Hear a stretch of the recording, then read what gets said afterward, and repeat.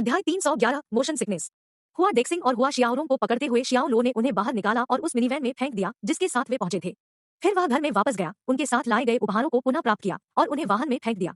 यह ठीक वैसा ही था जैसा उसके पिता के साथ किया गया था और जियाओ लो चाहता था कि उसके चाचा को पता चले कि अपमानित होने पर कैसा महसूस होता है। वह समझ नहीं पा रहा था कि हुआ डेक्सिंग अभी भी उससे पैसे उधार लेने और यहाँ तक कि मना करने पर उसे अपमानित करने का साहस कैसे कर सकता है। ऐसा लगता था जैसे वह हुआ डेक्सिंग को पैसे उधार नहीं देने के लिए गलत था। बेटा, क्या हम कुछ ज्यादा ही कठोर हो गए हैं? हुआ हेंग ने कहा, उसके चेहरे पर चिंता की एक झलक लिखी हुई थी। जियाओ लो ने अपना सिर हिलाया। यह सच है कि वह मेरे चाचा है, लेकिन इसका मतलब यह नहीं है कि वह यहाँ आ सकते हैं और हमारे सिर पर कदम रख सकते हैं जैसा कि वह चाहते हैं, हम पर चिल्ला सकते हैं।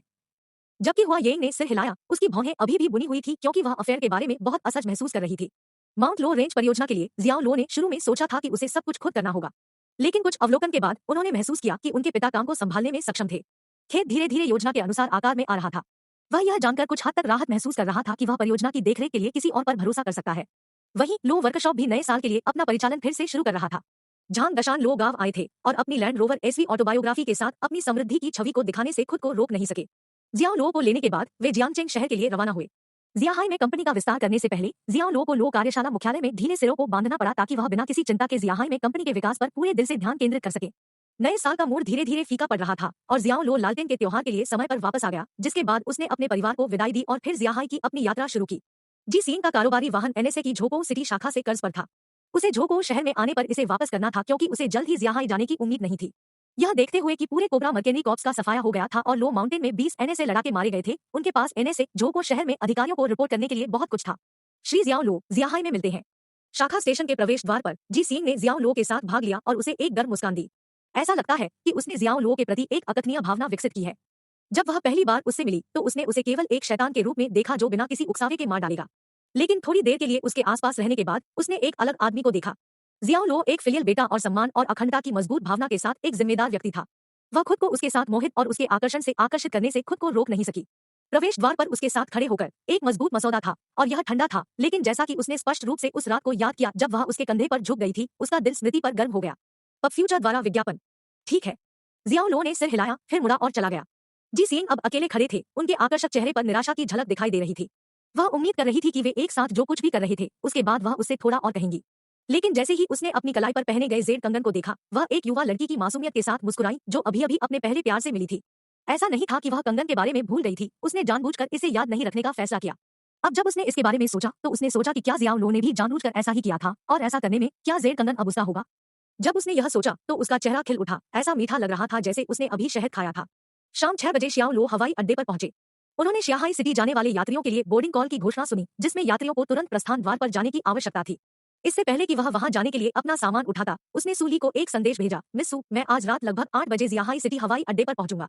ठीक है, मैं अपने आदमियों को निकास ए पर आपको लेने के लिए भेजूंगा। सूली ने केवल एक वाक्य के साथ जवाब दिया, इससे ज्यादा कुछ नहीं। जियाओ लो ने कोई और संदेश नहीं भेजा और अपने फोन को हवाई जहाज मोड में स्विच कर दिया। गेट के माध्यम से कतार में लगने के बाद वह एरोब्रिज के साथ विमान में चला गया। केबिन के दरवाजे पर पर्सर और एक फ्लाइट अटेंडेंट ने प्रत्येक बोर्डिंग यात्री का स्वागत किया। हाँ सुंदर महिला, आप मुझे अपना संपर्क क्यों नहीं देते? तुम मेरी प्रेमिका की तरह लग रही हो। विमान में सवार होते ही एक पुरुष यात्री ने फ्लाइट अटेंडेंट के साथ फ्लर्ट किया। दरअसल यह एक त्रिंगयोग्य टैकी पिकअप लाइन थी। फ्लाइट अटेंडेंट ने उनकी बात न सुनने का नाटक किया और अन्य यात्रियों का स्वागत करना जारी रखा। वह एक आकर्षक महिला थी और यहाँ तक कि जियो लो ने भी उस पर कई नजरें डाली। वह संभवतः अपने शुरुआती 20 के दशक में थी। उसके गहरे रेशमी बालों को बड़े करीने से एक जूड़े में खींच लिया गया था, जिससे उसके गोरे रंग का पता चलता था। उसकी गर्दन की झपकी पर बालों की नाजुक चमक ने एक मनोरम आकर्षण जोड़ा। उसके पास एक हल्का फ्रिंज था जो उसके ऊंचे माथे को बढ़ाता था और फ्लाइट अटेंडेंट के बीच प्रचलन में लग रहा था। उसके पास एक नाजुक चेहरा और बेजोड़ सुंदरता की उत्तम विशेषताएं थी और उसने अपने होठों पर एक हल्की चमक पहनी थी। उसके पास एक पतली आकृति थी और एक अच्छी तरह से फिटिंग वर्दी पहनी हुई थी जो नेकलाइन पर थोड़ा सा खोला गया था और रेशम के दुपट्टे द्वारा खूबसूरती से पूरक था। वह देखने में काफी आकर्षक दृश्य था। जब जियाओ लो केबिन के दरवाजे से गया तो उसने एक मुस्कान और विनम्र सिर के साथ उसका स्वागत किया। उसकी छाती पर पिन किए गए टैग पर एक नाम उत्कीर्ण किया गया था, टैन निंगफू, प्रथम श्रेणी फ्लाइट अटेंडेंट। पब फ्यूचर द्वारा विज्ञापन। यह पहली बार था जब जियाओ लो एक विमान में सवार हुए थे और जिस तरह से उन्होंने इसे देखा, यह बस की सवारी करने से अलग नहीं होगा। उसे बस अपनी निर्धारित सीट पर पहुंचना होगा और यही वह था। केबिन का दरवाजा बंद होने के बाद केबिन में एक पूर्व उड़ान सुरक्षा प्रदर्शन किया गया। शियाओ लो प्रथम श्रेणी के केबिन में बैठे थे। फ्लाइट अटेंडेंट टैन निंगफू ने लाइफ जैकेट और ऑक्सीजन मास्क के उपयोग का प्रदर्शन किया। इसके बाद विमान को पुल से वापस ले जाया गया और टारमैक को छोड़ते हुए धीरे धीरे रनवे के अंत तक ले जाया गया। उड़ान भरने के लिए अपनी मंजूरी मिलने के बाद विमान ने रनवे से नीचे लुढ़कना शुरू कर दिया, तेजी से अपनी टेक गति तक पहुंचने के लिए। फिर विमान की नाक उठी और विमान का विशाल फ्रेम हवा में उड़ रहा था, अंधेरे आकाश में बढ़ रहा था। जियाओ लो ने एक असुविधा महसूस की जिससे उसे चक्कर और मिचली महसूस हुई और वह तुरंत जानता था कि वह मोशन सिकनेस से पीड़ित था। आप ठीक है सर? उसकी प्रतिक्रिया देखकर टैन निंगफू जल्दी से आया और उस पर जांच की। मैं ठीक हूँ, मेरे बारे में चिंता मत करो। जियाओ लो ने अपनी सीट पर बैठ गया और अपनी आंखें बंद करते हुए पीछे झुक गया। उनकी ये जिंजिंग जल्दी से काम पर चली गई, असुविधा को जबरन दबा दिया। उसके माथे से पसीना आने लगा और उसकी भौहें बुनी गई जिससे वह अस्वस्थ लग रहा था। मैं तुम्हारे लिए एक कप पानी लाता हूँ। टैन निंगफू एक बहुत ही अनुभवी फ्लाइट अटेंडेंट था और उसने जल्दी से पुष्टि की कि जियो लो मोशन सिकनेस से पीड़ित था। अपनी ये जिंजिंग क्षमता की मदद से जियाओ लो धीरे धीरे ठीक हो गया और असुविधा ने उसे एक भट्टे ज्वार की तरह छोड़ दिया। उसने अपनी आंखें खोली और एक सुंदर मुस्कान द्वारा स्वागत किया गया। सर, यह पानी आपके लिए है। टान निंगफू ने जियाओ लो के सामने कुर्सी मेज पर एक कप साफ पानी रखा। धन्यवाद। जियाओ लो ने कृतज्ञता में सिर हिलाया क्योंकि उसे वास्तव में एक गिलास पानी की आवश्यकता थी। आपका स्वागत है। टैन निंगफू मुस्कुराया और दूर हो गया क्योंकि वह यह देखने के लिए गया था कि अन्य यात्रियों को सेवा की आवश्यकता है या नहीं। जियाओ लो ने पानी का एक घूंट लिया और खिड़की से बाहर देखा। उसने दूर आकाश में सूर्यास्त की उग्र लाल चमक देखी। घने बादलों के समुद्र के पीछे छिपा हुआ यह एक राजसी दृश्य था। ऐसा लगा जैसे वह स्वर्ग में आ गया है और किसी भी समय स्वर्गीय महल की एक झलक पालेगा, कहीं बादलों के भीतर गहराई में। लेकिन 10 मिनट में खिड़की के बाहर अंधेरे के अलावा कुछ नहीं था। दूसरी ओर केबिन में उत्साह से भरा था। कोरियाई सोप ओपेरा में महिलाओं के साथ छेड़खानी करने वाले पुरुष लीड की शैली की नकल करते हुए बोर्डिंग के दौरान टैन निंगफू के साथ फ्लर्ट करने वाला लंबा और पतला युवक उसका ध्यान आकर्षित करने के लिए कॉल बटन दबाता रहा। भोजन या पेय का आदेश देने के बजाय वह टैन निंगफू से उसके संपर्क नंबर के लिए कहता था। उसे कुछ भी ऑर्डर करने में कोई दिलचस्पी नहीं थी। सर, यह आखिरी बार है। कृपया चारों ओर मूड बनाना बंद करें। टैन निंगफू ने उस आदमी से कहा, यह दृढ़ता से कहा लेकिन कठोर रूप से नहीं। अध्याय 312 बूढ़ा आदमी और एक पहेली। टैन निंगफू उत्तेजित हो गया और उसने पर्सर को स्थिति की विधिवत सूचना दी जिसने फिर संबंधित यात्री का सामना किया। लंबे चालाक युवक को दृढ़ता से केबिन स्टाफ को परेशान करने से बचने के लिए कहा गया था क्योंकि यह उन्हें अपने इन फ्लाइट कर्तव्यों को पूरा करने से रोकता था। जब प्रथम श्रेणी के केबिन में अन्य यात्रियों ने सुना कि क्या हो रहा है तो उन्होंने अपमानजनक टिप्पणी की और उनके व्यवहार के प्रति अवमानना व्यक्त की। एक महिला ने जोर से कहा, दुनिया का नैतिक पतन दिन ब दिन बदतर होता जा रहा है। काम में व्यस्त होने पर भी विमान में एक लड़की के साथ फ्लर्ट करने की कोशिश कर रहे हैं। वह कौन सोचता है कि वह कौन है? वो यांजू एक लंबे चंचल युवक को थोड़ा असहज महसूस हुआ और उसने सोचा, क्या एक लड़की को लुभाना भी पाप है? लेकिन जाहिर है वह एक ऐसा व्यक्ति नहीं था जो बोरियत को सहन कर सके। थोड़ी देर बाद उन्होंने गलियारे के पार से जियाओ लो को अपना परिचय देना शुरू कर दिया, ऐसा अभिनय किया जैसे कि वे एक दूसरे को जानते हों। हाय भाई, यह भाग्य ही होगा जो हमें इस विमान पर एक साथ लाया है। मेरा नाम वांग यांजू है, तुम्हारा क्या है? फिर एक महिला यात्री की ओर मुड़ते हुए उसने कहा, अरे मिस, तुम मुझे ऐसे क्यों देख रही हो? मेरा नाम वास्तव में वांग यांजू है। जब मैं पैदा हुआ था तब से मेरा यह नाम है। अगर आपको मुझ पर विश्वास नहीं है तो मैं आपको अपनी आईडी दिखाऊंगा। जब वांग यांजू ने अपने नाम का उल्लेख किया तो जिस महिला ने पहले उसे डांटा था उसने अपना सिर घुमा लिया और अविश्वसनीय लग रही थी। वांग यांजू ने तुरंत अपने बटुए से अपना पहचान पत्र निकाला और उसे दिखाया।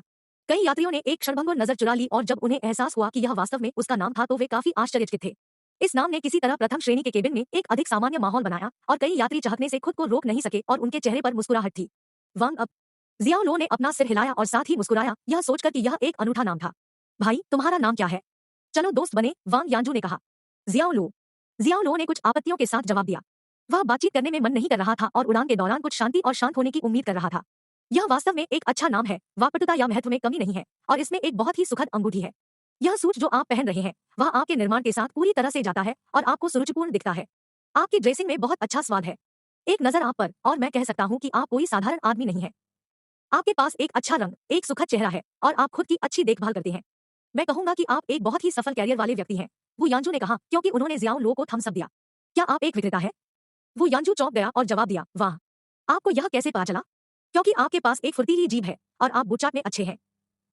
ये दो गुण मुझे बताते हैं कि आप निश्चित रूप से एक विक्रेता है, जियाओ लो ने कहा, अपने शब्दों को गलत नहीं समझा। उनके आसपास बैठे यात्रियों ने यह सुना और भौचक्के रह गए। अब फ्यूचर द्वारा विज्ञापन। लेकिन वांग यांजू दृढ़ थे और जल्दी से जियाओ लो के शब्दों के चयन को ठीक कर दिया। भाई, मेरा मानना है कि आप गलत हैं। मैं जो कर रहा हूँ उसे प्रशंसा कहा जाता है। प्रशंसा की पेशकश करने की क्षमता अपने आप में एक कला है और यह आत्मसाधना का एक रूप भी है। आप इसे बूचाट के रूप में कैसे वर्णित कर सकते हैं? जियाओ लो ने अपनी आंखें घुमाई, जवाब नहीं देने और आगे की बातचीत को प्रोत्साहित करने का फैसला किया। वांग यांजू एक टॉकाहॉलिक था। इसके अलावा उन्हें संदेह था कि यह सब एक उत्पाद के लिए बिक्री पिच की ओर ले जा रहा था जिसे वह बेचने की कोशिश कर रहा था। और ठीक जैसा कि जियाओ लो ने उम्मीद की थी, वांग यांजू ने कहा, भाई, यह मेरा बिजनेस कार्ड है। मैं बीमा में हूँ। चिंता मत करो। आपको मुझसे पॉलिसी खरीदने की जरूरत नहीं है, चलो सिर्फ दोस्त बने। हालांकि कुछ है जो मुझे आपको बताना चाहिए। आपके जीवन काल में 3 प्रकार के बीमा है जहां कोई फर्क नहीं पड़ता कि आप कितना खरीदते हैं, आपको कभी भी कोई नुकसान नहीं होगा। पहला, बंदोबस्ती बीमा, जैसा कि हर कोई बूढ़ा हो जाता है, यह निश्चित रूप से एक दिन काम आएगा। दूसरा, चिकित्सा बीमा, हर कोई बीमार हो जाता है और यदि कोई नहीं करता है तो वे शायद दुर्घटनाओं के कारण मर गए हैं और इसलिए वे समय पर चिकित्सा बीमा योजना नहीं खरीद सकते हैं। और अंत में आकस्मिक मृत्यु और विकटन बीमा, ताकि आप अपना जीवन और अपना धन दोनों न खोए। इस बीमा योजना के साथ अगर कुछ भी होता है तो आप अपने पैसे और प्यार को पीछे छोड़ देंगे, न कि अपने ऋण। मुझे उनकी जरूरत नहीं है। शियाओ लो ने उसे दो टूक नकार दिया। यह देखते हुए कि इस संभावित ग्राहक के पास प्रतिरोध का एक उच्च स्तर था, वांग यानजू ने अभी के लिए विषय बदल दिया। आराम करो, मैं सिर्फ आपको बीमा के बारे में कुछ ज्ञान देने की कोशिश कर रहा हूँ। मैं आपको उन्हें खरीदने के लिए मजबूर नहीं कर रहा हूँ। जियाओ लो के जवाब की प्रतीक्षा किए बिना उन्होंने कहा, भाई क्या मैं आपको एक पहेली दे सकता हूँ? लंबे पैरों वाला एक आदमी, मिठाई के नाम का अनुमान लगाओ। जब पहेलियों की बात आती है तो झांग दशान सच्चे ग्रैंडमास्टर थे, और झांग दशान के साथ महत्वपूर्ण समय बिताने के बाद जियाओ लो ने स्वाभाविक रूप से उनमें से कई को याद किया। वांग याजू ने उन्हें जो पहेली दी थी वह एक ऐसी पहेली थी जिसका उल्लेख झांग दाशा ने पहले किया था। हाँ, जियाओ लो ने पहेली का जवाब तुरंत दिया, जिसका अर्थ चीनी में केक था। वास्तव में जियाओ लो उम्मीद कर रहा था कि जवाब देने से वांग यानजू के पास कहने के लिए और कुछ नहीं होगा। वाह, आप इसमें अच्छे हैं, वांग यानजू ने सुखद आश्चर्य से देखते हुए कहा। यह डैन गाओ क्यों है? उसके बगल में बैठी लड़की सुन रही थी और उत्सुकता से पूछ रही थी। वांग यानजू ने मुस्कुराते हुए समझाया, जब एक आदमी के लंबे पैर होते हैं तो उसके अंडे ऊंचे होंगे, यही डैन गाओ दो का अर्थ है, हा हा हा। कच्चे स्पष्टीकरण ने लड़की को तुरंत शर्मिंदा कर दिया। और जैसा कि प्रथम श्रेणी का केबिन काफी कॉम्पैक्ट था, फ्लाइट अटेंडेंट टैन निंगफू ने भी इसे सुना और उसके गालों पर भी एक हल्का ब्लश दिखाई दिया। टान निंगफू का ध्यान आकर्षित करने के बाद, जिसे वह पसंद करता था, वांग यानजू बोल्ड हो गया और भी जोर से बोला। शियाओ लो के कंधे को थपथपाते हुए उन्होंने कहा, भाई चूंकि आप लंबे पैरों वाले पुरुषों का जवाब जानते हैं तो आपको लंबे पैरों वाली महिलाओं का जवाब भी पता होना चाहिए, है ना? चुन गाओ, यह आसान है। केबिन में कहीं एक पुरुष यात्री ने जवाब चिल्लाया, जिसका अर्थ चीनी में लिपस्टिक था। चुन गाओ 3। हे भगवान, अब फ्यूचर द्वारा विज्ञापन। इस तरह के गंदे चुटकुलों ने सभी महिला यात्रियों के चेहरे लाल कर दिए। वांग यानजू ने आकर्षण का केंद्र होने का आनंद लिया और एक बार जब वह चला गया तो उसे रोकना मुश्किल था। अन्य पुरुष यात्री भी उसके अश्लील हास्य का जवाब दे रहे थे। जियाओ लो को आखिरकार कुछ शांति मिली और जल्दी से अपने ईयरफोन को प्लग किया और अपनी आंखें बंद कर ली। यदि वह कर सकता था तो उसने एक संकेत भी लगाया होगा जिसमें कहा गया था, परेशान मत करो। ऐसा नहीं था कि वह इस तरह के हास्य के खिलाफ था, लेकिन किसी ऐसे व्यक्ति के साथ अश्लील चुटकुले साझा करना जिसे वह केवल 10 मिनट से कम समय से जानता था, एक और मामला था। एक बुजुर्ग व्यक्ति उठा और शौचालय की ओर जा रहा था। अचानक बस कुछ कदमों के बाद वह गलियारे पर गिर गया और उसकी पत्नी जल्दी से उसके पास गई और पुकारा, मदद करो, कोई भी, कृपया मेरे पति की मदद करें। टैन निंगफू तुरंत दौड़े और आपातकालीन स्थिति में पहुंचे। बूढ़े आदमी की स्थिति का आकलन करने के बाद उसने उसे ठीक होने की स्थिति में रखा और तुरंत पर्सर को इसकी सूचना दी। एक यात्री पास आउट हो गया है। पर्सन सुरक्षा अधिकारी के साथ प्रथम श्रेणी के केबिन में भाग गया। क्या हुआ? पर्सन ने बूढ़े आदमी की पत्नी से पूछा। मुझे नहीं पता, मुझे नहीं पता, कृपया मेरे पति की मदद करें, मैं आपसे भीख मांगती हूँ। बूढ़ी औरत सुबक रही थी और बूढ़े आदमी का हाथ कसकर पकड़ लिया क्योंकि उसने किसी की मदद करने की गुहार लगाई थी। पर्सन ने तुरंत टैन निंगफू से कहा, पीए पर जाओ और पूछे कि क्या वे बोर्ड पर कोई डॉक्टर है। हाँ मैडम। टैन निंगफू ने अपने स्टेशन से हैंडसेट पकड़ा और मुखपत्र में कहा, देवियों और सज्जनों, आपका ध्यान कृपया, हमारे पास एक चिकित्सा आपातकाल है, क्या बोर्ड पर कोई डॉक्टर है? मैं दोहराता हूँ, क्या बोर्ड पर कोई डॉक्टर है? कृपया चालक दल में से किसी के साथ खुद को पहचाने, धन्यवाद। घोषणा को कई बार दोहराया गया लेकिन कोई भी आगे नहीं आया। क्या विमान में कोई डॉक्टर नहीं है? पर्सर जो बूढ़े आदमी को प्राथमिक चिकित्सा दे रहा था और जब उसे खबर मिली तो उसने आह भरी। उसने सुरक्षा अधिकारी की ओर देखा और कहा, उड़ान नियंत्रण के संपर्क में रहें, उन्हें चिकित्सा आपातकाल के बारे में सूचित करें और पास के हवाई अड्डे पर उतरने का अनुरोध करें। जाओ, जल्दी करो। अधिकारी जल्दी में चला गया और जल्द ही अपना सिर हिलाते हुए लौट आया। निकटतम हवाई अड्डा जियाहाई है, हमें वहां पहुंचने में 1.5 घंटा और लगेगा। फ्लाइट कंट्रोल ने पहले ही जियाहाई हवाई अड्डे से संपर्क किया है और आगमन पर एक मेडिकल टीम तैयार होगी। क्या हमारे पास पर्याप्त समय है? पर्सन ने बूढ़े आदमी को देखा, उसने अपनी आंखें कसकर बंद कर रखी थी और वह स्पष्ट रूप से पीड़ा में था। उसका दिल चिंता से भर रहा था। 1. वू यानजू, चीनी अमेरिकी अभिनेता डैनियल वू। 2. डैन गाओ, चीनी में एक पूर्ण डैन, जिसका अर्थ है अंडा या अंडकोश, और गाओ, जिसका अर्थ है लंबा, इसलिए अंडा लंबा, लंबे पैरों वाले व्यक्ति का संदर्भ। 3. चुन गाओ, ऊपर 2 के समान एक पूर्ण चुन, जिसका अर्थ है होंठ, महिला के निजी भाग जैसा दिखता है, इसलिए होंठ उच्च, लंबे पैरों वाली महिला का संदर्भ। अध्याय 313, जीवन रक्षक। यहाँ तक कि जब उन्होंने कुछ संगीत सुनने पर अपने ईयरफोन लगाए थे तो जियाओ लो को अच्छी तरह से पता था कि प्रथम श्रेणी के केबिन में क्या हो रहा था। गलियारे के पार से किसी ने यह सुनिश्चित किया। जिस क्षण बूढ़ा आदमी बेहोश हो गया, वांग यानजू पहले से ही जियाओ लो के कंधे को झुका रहा था, उसे अपडेट रख रहा था। उन्होंने यह भी कहा कि बूढ़े आदमी की मृत्यु हो जाएगी यदि उसे डॉक्टर से शीघ्र चिकित्सा नहीं मिली। उन्होंने कहा, इसे देखने के हिसाब से उन्होंने ऐसा किया है। वांग यानजू ने कहा, अगर वह वास्तव में विमान में मर जाता है तो एयरलाइन कंपनी के पास बहुत अधिक मुआवजा होगा। शियाओ लो ने वांग यानजू को नजरअंदाज करना चुना।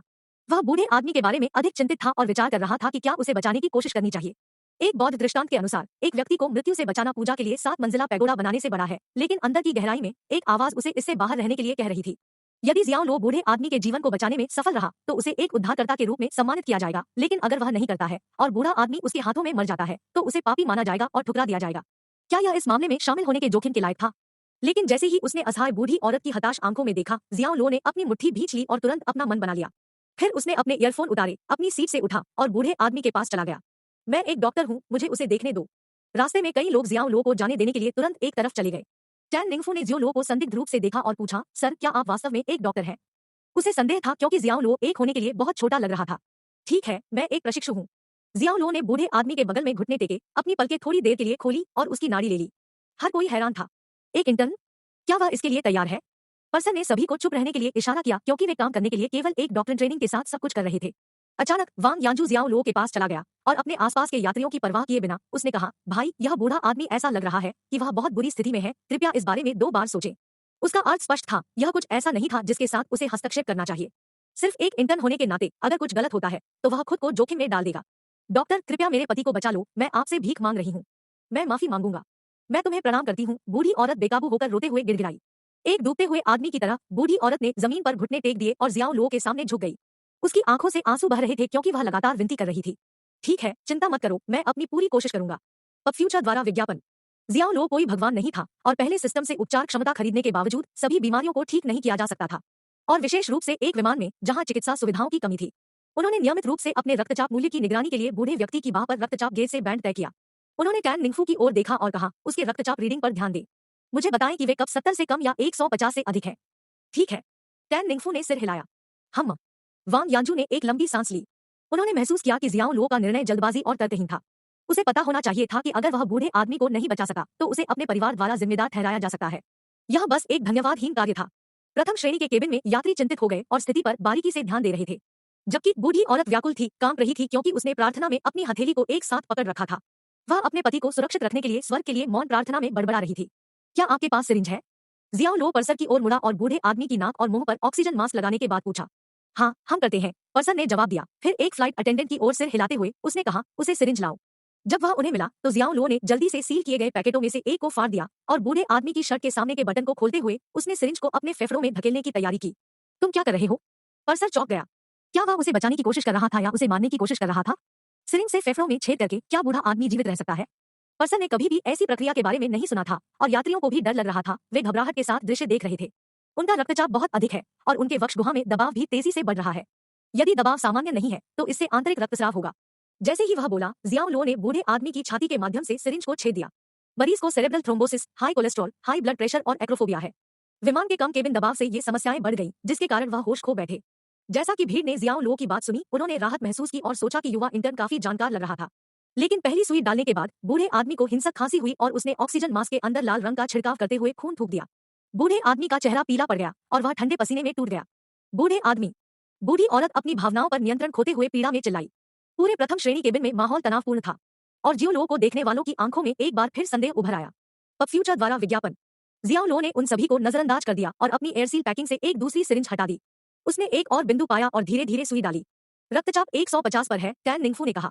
फिर बूढ़े आदमी का शरीर कांप गया और हिंसक रूप से हिल गया। एक बार फिर खून के कई मुंह से खांसी हुई। हे भगवान, आप बड़ी मुसीबत में हैं, मेरे दोस्त। वांग यानजू जियाओ लो के लिए चिंतित था और वह केबिन के फर्श को थपथपाता रहा। कुछ सोचने के बाद उन्होंने महसूस किया कि वह जियाओ लो के साथ सभी संबंधों को तोड़ने से बेहतर होगा। घटना में घसीटे जाने से बचने के लिए वह धीरे धीरे पीछे हट गया। रक्तचाप 160 पर है और यह अभी भी बढ़ रहा है। टैन निंगफू की आवाज में घबराहट का संकेत पाया गया। क्या वह ठीक होने जा रहा है या नहीं? अगर वह है तो ऐसा नहीं होगा। देखो, बूढ़े आदमी को खून की उल्टी हुई है। ठीक है, वह सिर्फ एक प्रशिक्षु डॉक्टर है। हर जगह से संदेह की आवाजें आ रही थी और केवल फुसफुसाहट होने के बावजूद जियाओ लो के कानों ने हर शब्द उठाया। जियाओ लो ने उन्हें पूरी तरह से अनदेखा कर दिया और बूढ़े आदमी की छाती गुहा पर दबाव कम करने पर ध्यान केंद्रित किया। उसके माथे से पसीना टपक रहा था क्योंकि यह काम किसी भी अन्य की तुलना में अधिक थका देने वाला था, जिसके लिए पूरी एकाग्रता की लंबी अवधि की आवश्यकता थी।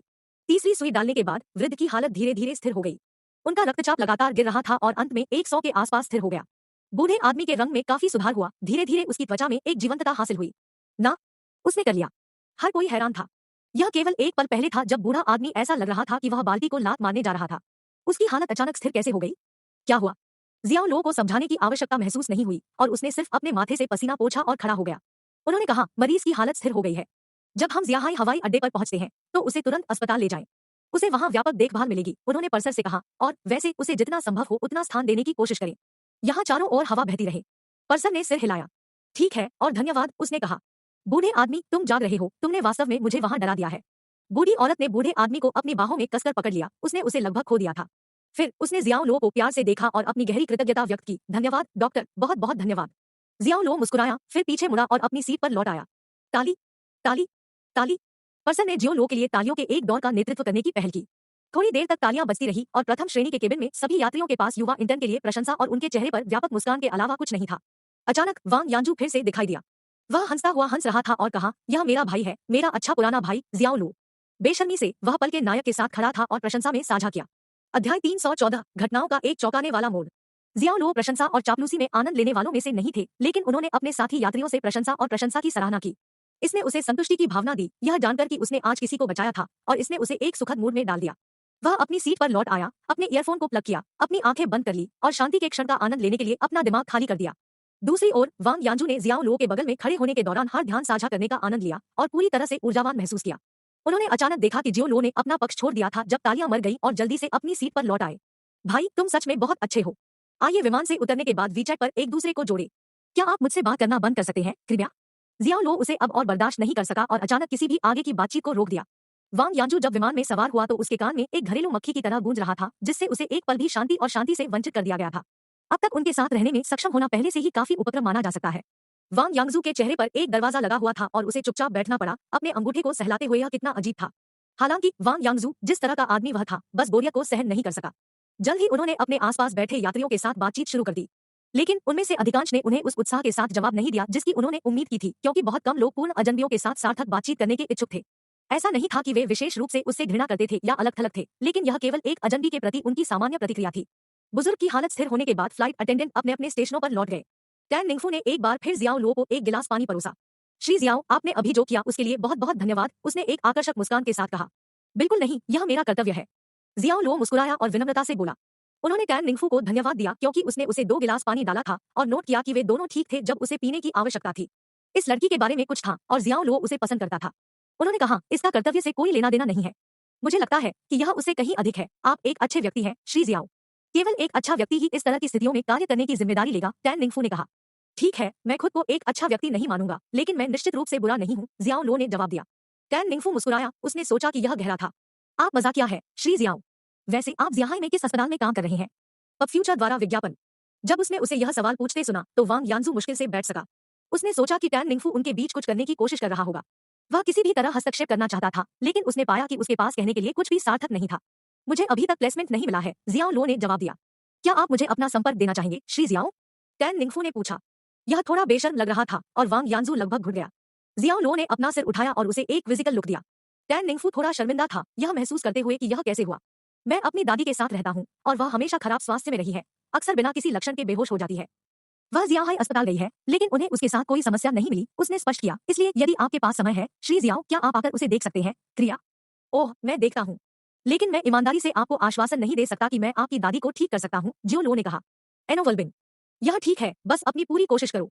चाहे आप कर सकते हैं या नहीं, मैं आपका आभारी रहूंगा श्री जियाओ, टैन निंगफू ने थोड़ा झुकते हुए कहा। चूंकि वह पहले ही इसे ला चुकी थी, जियाओ लो उसके अनुरोध को अस्वीकार नहीं कर सका और उसने विधिवत टैन निंगफू को अपनी संपर्क जानकारी दी। टैन निंगफू के चले जाने के बाद वांग यान्जू को ईर्ष्या महसूस हुई और जैसे ही उसने निराशा में सांस ली, वह विलाप करने से खुद को रोक नहीं सका। भाई, आपके पास अपने जीवन का समय होने जा रहा है। गहरी सांस। कितना दुर्भाग्यपूर्ण है, इतनी सुंदर महिला मेरी नहीं हो सकती।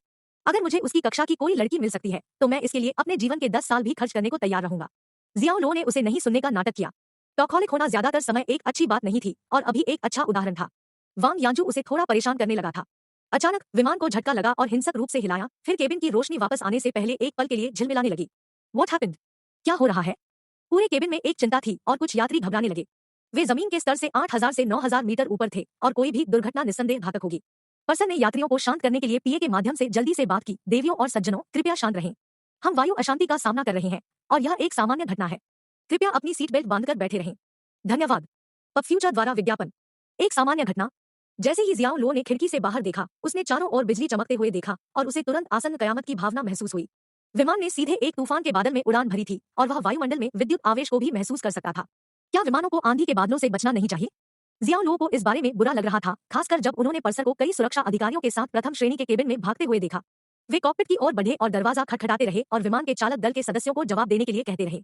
कॉकपिट से कोई जवाब नहीं मिलने पर पर्सर ने सुरक्षा अधिकारियों को कॉकपिट का दरवाजा तोड़ने का निर्देश दिया। इकोनॉमी क्लास के यात्री इस बात से बेखबर थे कि क्या हो रहा है, लेकिन प्रथम श्रेणी के केबिन में यात्रियों ने सब कुछ देखा। यह अब एक संदेह से परे था कि कुछ निश्चित रूप से गलत था। डर घर करने लगा और हर कोई चुपचाप बैठ गया, पीला और डरा हुआ लग रहा था। कुछ यात्रियों ने यह देखने के लिए भी जांच की कि उनकी सीटों के नीचे लाइफ जैकेट है या नहीं। अशांति एक बार फिर वापस आ गई, पहले की तुलना में अधिक हिंसक, और बच्चों की भयभीत चीखें एफ केबिन से सुनी जा सकती थी। अचानक पीए पर फिर से आवाज आई। यह एक आदमी की आवाज थी। देवियों और सज्जनों, यह आपका पहला अधिकारी है, लाओ कुई। बधाइयाँ। आप सभी को मेरे साथ स्वर्ग जाने का सौभाग्य दिया गया है। हाँ, आप गलत नहीं है। आप और मैं और यह बोइंग 747 स्वर्ग में जा रहे होंगे, जहां कोई दर्द नहीं है, कोई संघर्ष नहीं है, कोई दबाव नहीं है, केवल आनंद और खुशी। डरो मत, घबराओ मत और अपने चेहरे पर मुस्कान रखो, क्योंकि हम भगवान से मिलने जा रहे हैं। मैं लाओ कोई तुम्हें उसके पास ले जाऊंगा, हा हा हा। यह एक विक्षिप्त व्यक्ति की आवाज थी, एक मनोवैज्ञानिक व्यक्ति जिसने विमान को दुर्घटनाग्रस्त करके आत्महत्या करने का इरादा किया था। उनके सहपायलट कुई जिहो ने बोर्ड पर सभी को मारने के अपने इरादों की घोषणा की थी। तूफान में उड़ते ही विमान बेतहाशा हिल रहा था और बिजली लगातार चमक रही थी। वे सभी अंतिम विश्राम स्थल के बिना मर जाएंगे। केबिन में अफरातफरी मच गई, क्योंकि यात्री डर की एक शक्तिशाली भावना से परेशान थे और घबराने लगे। उन्हें क्या करना चाहिए था? लोगों के रोने की आवाजें, पीड़ा की चीखें और हताश प्रार्थनाएं हवा में भर गई। हम बर्बाद हो गए हैं। सहपायलट पागल हो गया है, वह हम सभी को मारना चाहता है। नहीं, कृपया नहीं। मुझे अभी तक कोई पत्नी नहीं मिली है। मैं पर्याप्त नहीं जीता हूँ। वांग यांजू आंसू में रो रहा था, लेकिन इससे बाहर निकलने का कोई रास्ता नहीं था। वह कार से कूदने की तरह विमान से कूद नहीं सकता था। जल्दी करो, मुझे कॉकपिट का दरवाजा तोड़ने के लिए यहाँ कुछ आदमियों की जरूरत है, परसर तुरंत चिल्लाया। कुछ लोगों ने तुरंत जवाब दिया और कॉकपिट का दरवाजा तोड़ने की कोशिश की। उन्होंने अपने कंधों से दरवाजे को टक्कर मारी और उसे खोलने की कोशिश की, लेकिन कोई फायदा नहीं हुआ। केबिन प्रत्येक प्रभाव की आवाज से गूंज रहा था, लेकिन दरवाजा अपनी जगह पर बना रहा। सज्जनों, कृपया अपनी ऊर्जा बर्बाद करना बंद करें। आप कभी भी एक बख्तरबंद कॉकपिट दरवाजे को नहीं तोड़ सकते। मेरा सुझाव है कि आप बैठें, आराम करें और भगवान से मिलने की तैयारी करें। सहपायलट यात्रियों को एक भयावह संदेश के साथ फिर से पीए पर आया। कुई जिहो, तुम क्या सोच रहे हो? परसर चिल्लाया। मैं क्या सोच रहा हूँ? आप हमारी कंपनी के निदेशकों से क्यों नहीं पूछते? मैंने 10 से अधिक वर्षों तक कड़ी मेहनत की है, लेकिन फिर भी जो लोग मेरे बाद शामिल हुए थे उन सभी को पदोन्नत किया गया था, लेकिन मेरे बारे में क्या? मैं अभी भी एक शापित सहपायलट हूँ, कुई जिहो ने जवाब दिया। मैं बहुत परेशान हूँ और मैं बदला चाहता हूँ। मैं चाहता हूँ कि कंपनी एक दर्दनाक कीमत चुकाए, हा हा हा हा हा। पहला अधिकारी पागल हो गया था, वह विमान और उसके साथ सभी को नष्ट करने का इरादा रखता था। जैसे ही उसकी उन्मादी हंसी केबिन में गूंजी, हर कोई निराशा में गिर गया। अध्याय 315 भय और निराशा। BM BM BM. अध्याय 315 भय और निराशा। BM BM BM. कॉकपिट के दरवाजे को खटखटाने की कोशिश कर रहे लोगों के शोर ने डरे हुए यात्रियों के बीच बढ़ती निराशा को और बढ़ा दिया। पिछले 2 दशकों में कॉकपिट के दरवाजे अनधिकृत प्रवेश को रोकने के लिए बनाए गए थे और बुलेट प्रूफ थे। उनका निर्माण लैमिनेटेड कवच के साथ किया गया था और इसमें बहुबिंदु मजबूत डेडबोल्ट थे।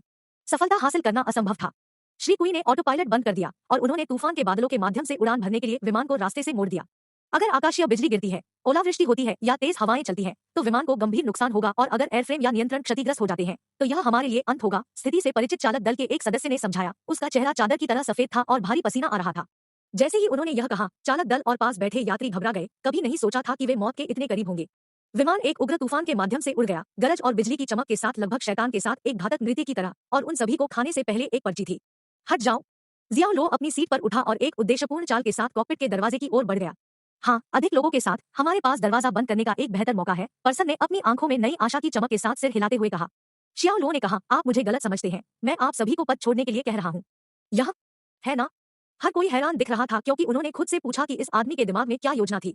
क्या उसने वास्तव में सोचा था कि वह कॉकपिट के दरवाजे को खुद से नीचे गिरा सकता है? उसकी बात सुनो, हट जाओ। टैन निंगफू को जियाओ लो में एक अकथनीय विश्वास था और उसने जल्दी से भीड़ को प्रवेश द्वार से कॉकपिट में ले जाने में मदद की। अब फ्यूचर द्वारा विज्ञापन। जियाओ लो ने कॉकपिट के दरवाजे को देखा, फिर धीरे धीरे अपने क्यूई प्रवाह को अपनी बाहों में डाल दिया, 2 बिंदुओं पर अपनी आंखें टिका दी।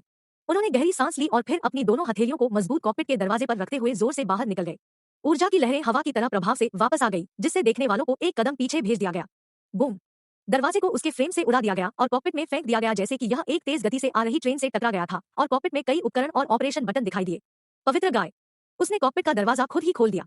प्रथम श्रेणी के केबिन में सभी यात्री और फ्लाइट अटेंडेंट चौंक गए थे और उनका उत्साह उठ गया था। अस्थायी रूप से उस गंभीर स्थिति को भूल गए थे जिसमें वे थे। हाँ हाँ भाई, मैं तुमसे बहुत प्यार करता हूँ। जल्दी करो और चलो उस सहपायलट को यहाँ से खींचकर मार डाले और उसे मौत के घाट उतार दें।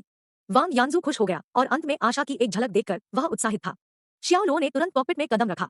कप्तान को उसकी सीट पर गिरा दिया गया था। वह पीटा गया था और खून से लथपथ था। ऐसा प्रतीत होता है कि सिर पर किसी कुंद वस्तु से वार किया गया था।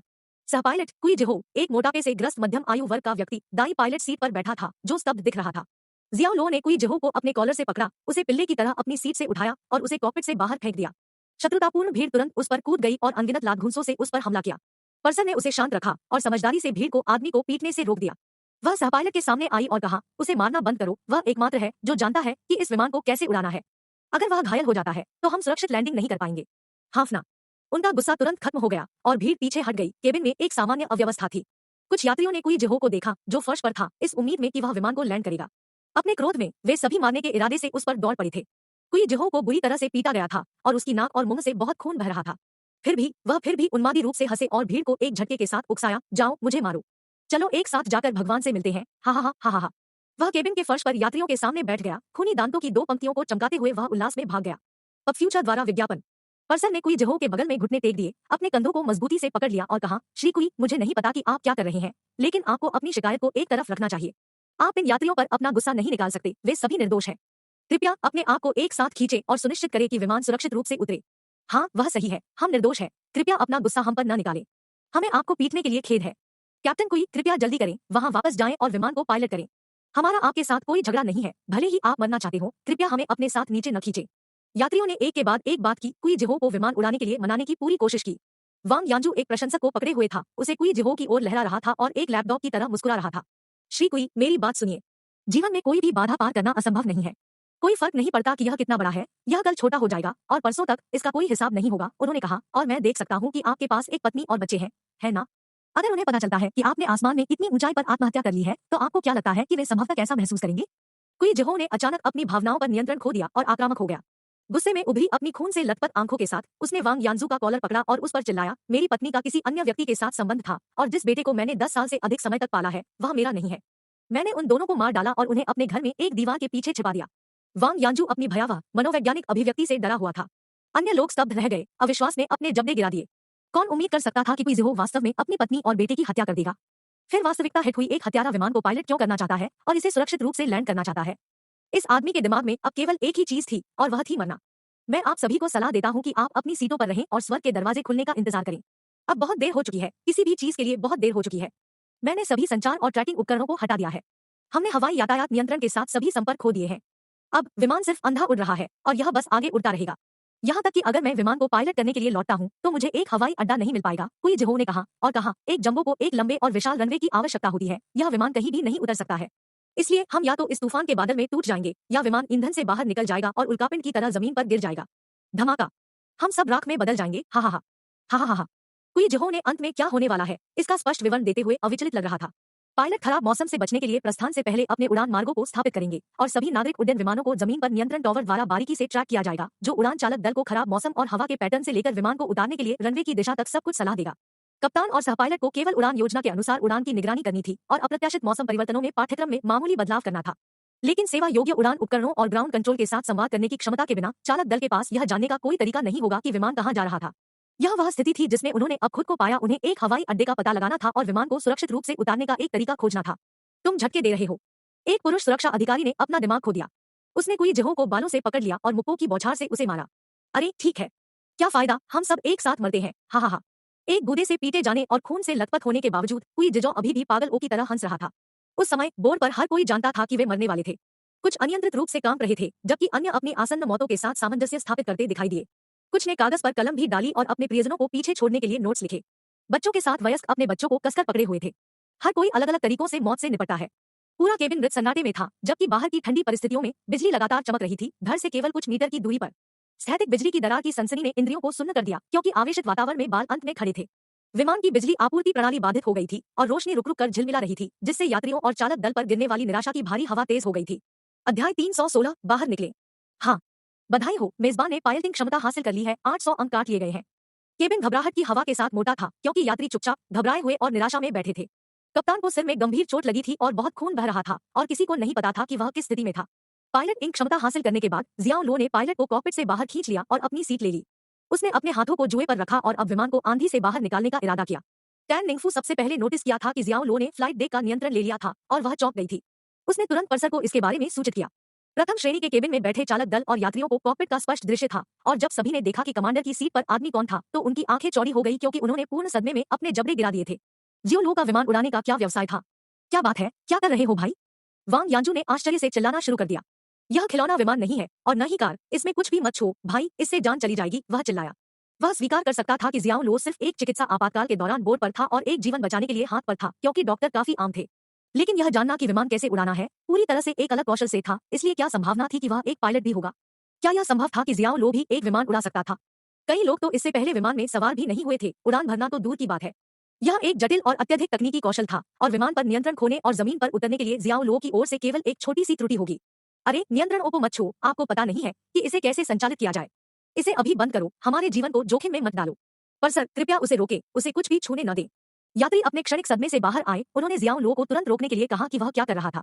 वांग यानजू की तरह उनमें से किसी को भी विश्वास नहीं था कि जियाओ लो एक विमान उड़ा सकता है और वह पायलटिंग के किसी भी ज्ञान के बिना स्विच मार रहा था और बटन दबा रहा था। सुप्रशिक्षित। केबिन की खिड़कियों के ठीक बाहर बिजली का एक झोंका चमका जो 100 मील लंबे एक उग्र नागिन की तरह आकाश में घूम रहा था। यह आराम के लिए बहुत करीब था और अगर बिजली का झटका धड़ से टकराया होता तो संभवतः इससे विमान दुर्घटनाग्रस्त हो जाता। तेज हवाओं के साथ आंधी आई और विमान पतंग की तरह टूट गया और जैसे ही विमान हिंसक रूप से हिला कई यात्रियों को उनकी सीटों से नीचे फेंक दिया गया। इसने केबिन के माध्यम से आतंक की लहर भेज दी क्योंकि हर कोई दहशत में चिल्लाया। उन्होंने कहा, उसने गलत बटन मारा होगा, उसे तुरंत रोकिए। यह क्या बकवास है? उसे रोको, किसी को उसे रोको। अगर मैं इस वजह से मर गया तो मैं आपके परिवार को प्रतिशोधी आत्मा के रूप में परेशान करूंगा। यात्रियों ने घबराना शुरू कर दिया और सभी संयम खो दिया, यह मानते हुए कि जियाओ लो गलती से बिजली के बोर्ड के बहुत करीब उड़ गया था। केबिन में हर कोई कोस रहा था और मांग कर रहा था कि शियाओ लो जो कर रहा था उसे रोके, लेकिन जैसा कि विमान हिंसक रूप से हिल रहा था इसने उन्हें कॉकपिट में प्रवेश करने से रोक दिया। NOVELB.1N पब फ्यूचर द्वारा विज्ञापन। जियाओ लो ने उनकी चीखों को नजरअंदाज कर दिया और कई बटन मारे, फिर उन्होंने जुए को आगे बढ़ाया और एयर स्पीड ने तुरंत काफी तेजी पकड़ ली। नियंत्रण स्तंभ पर धक्का देकर उन्होंने विमान को एक नियंत्रित गोता में भेज दिया था जिससे यह इंद्रधनुष के अवरोही छोर की तरह आंधी से बाहर निकल गया था। चलो तेज। जियाओ लो ने अपने दिमाग में गिनती की, उम्मीद थी कि वे किसी भी समय आंधी से बाहर निकल जाएंगे। उन्हें विमान को किसी भी नुकसान या जमीन पर दुर्घटनाग्रस्त होने के जोखिम से बचने के लिए जल्द से जल्द बाहर निकलने की जरूरत थी। 1000 मीटर, 500 मीटर, 300 मीटर। अंत में वे अब आंधी के किनारे के करीब पहुंच रहे थे। आर जैसे ही इंजन कराहने लगे विमान समुद्र से निकलने वाले ड्रैगन की तरह बादलों के घने अंधेरे द्रव्यमान से बाहर निकल गया और एक बार फिर साफ मौसम में सुरक्षित रूप से समतल हो गया। जैसे ही विमान एक क्रूज में बस गया कुछ यात्रियों ने महसूस किया कि वे तूफान से बाहर थे और आसमान तूफानी हवाओं और बिजली की गुस्से की चमक से रहित था। केबिन ऐसा लग रहा था जैसे यह अभी अभी भूकंप के माध्यम से हुआ था और यात्रियों ने खुद को उठाना शुरू कर दिया और राहत की सांस ली। हम बाहर हैं, हम बाहर हैं। कोई चिल्लाता है, यह सही है, हम आंधी से बाहर हैं, हम सुरक्षित हैं, हम सुरक्षित हैं। हाँ। केबिन में हर कोई बहुत खुश था और खुश होना शुरू कर दिया। वे राहत के साथ एक दूसरे को गले लगा रहे थे, कुछ उत्साहित थे जबकि अन्य ने खुशी के आंसू भी बहाए। श्री जियाओ, आप वास्तव में जानते हैं कि विमान कैसे उड़ना है। टैन निंगफू कॉकपिट में भाग गया और वह मुश्किल से अपनी उत्तेजना को नियंत्रित कर सका। जियाओ लो के चेहरे पर एक गंभीर भाव था और वह थोड़ी देर के लिए चुप रहा क्योंकि उसने सोचा कि आगे क्या करने की आवश्यकता है। विमान और हवाई यातायात नियंत्रण के बीच सभी संपर्क काट दिए गए थे और उपकरणों को फिर से सक्रिय करने का कोई तरीका नहीं था। जैसा कि कोई जिहो ने कहा था, वे अंधे उड़ रहे थे और अगर वे एक हवाई अड्डे पर नहीं पहुंच सकते थे जो एक बड़े B747 को लैंड कर सकता था तो वे अभी भी दुर्घटनाग्रस्त हो जाएंगे। दूसरे शब्दों में, एक बार ईंधन खत्म हो जाने के बाद वे अभी भी मर जाएंगे। वह क्या कर सकता था? उसे क्या करना चाहिए? उसने भौहें सिकोड़ी और अपनी सड़ी हुई किस्मत को कोसा। कोई भी मुस्कुरा नहीं रहा होगा अगर उन्हें विमान पर अपनी पहली यात्रा पर इस तरह की आपात स्थिति का सामना करना पड़े। खुश हो जाओ, हर कोई खुश हो जाओ। विमान कभी भी हवाई अड्डे तक नहीं पहुंचेगा और यह तब तक हवा में उड़ता रहेगा जब तक कि इसमें ईंधन खत्म न हो जाए। यहाँ तक कि अगर हम बिजली से प्रभावित नहीं होते हैं तो परिणाम अभी भी वही होंगे। हम भगवान से एक साथ मिलेंगे। हा। पब फ्यूचर द्वारा विज्ञापन।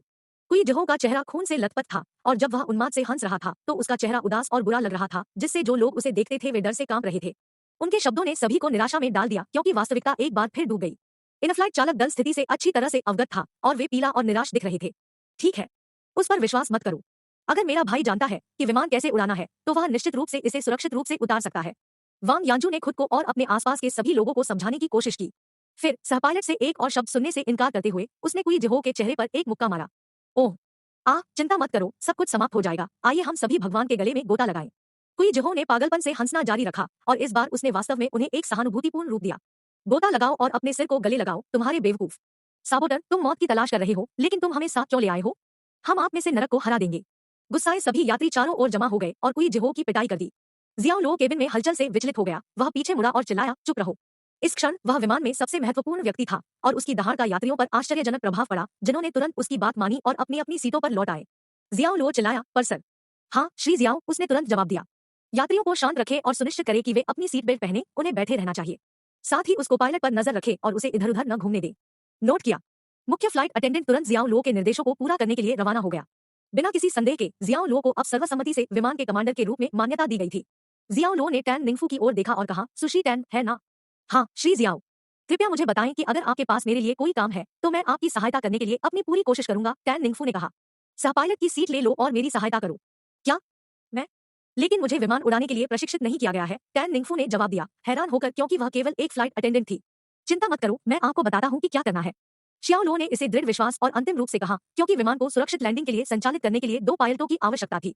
अगर उसके साथ काम करने के लिए 4 हाथ होते तो उसे उसकी सहायता करने की आवश्यकता नहीं होती। अध्याय 317 उतरने का समय। अब मेरे पास आपके लिए 2 काम है। सबसे पहले जियाहाई एयर ट्रैफिक कंट्रोल को अपने रनवे को साफ करने के लिए सूचित करें और आपातकालीन लैंडिंग के लिए अंत को स्पष्ट रूप से चिन्हित करें।